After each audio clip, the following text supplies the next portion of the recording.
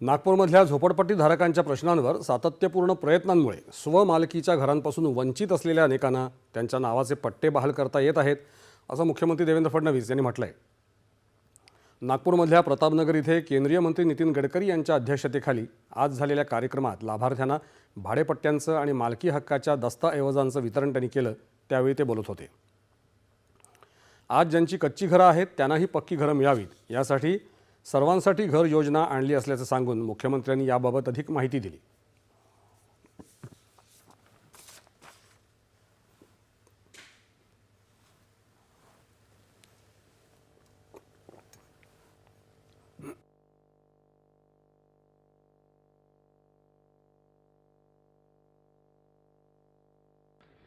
झोपडपट्टीमध्ये राहणाऱ्या लोकांना मालकी हक्काचा पट्टा मिळाला पाहिजे। 2014ला मी मुख्यमंत्री झाल्यानंतर काही निर्णय आम्ही घेतले।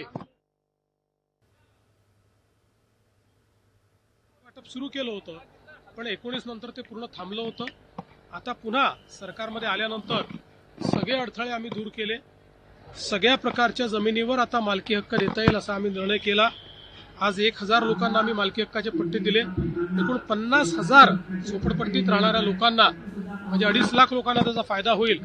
आम्ही मालकी हक्काचे पट्टे त्या ठिकाणी देणार आहोत।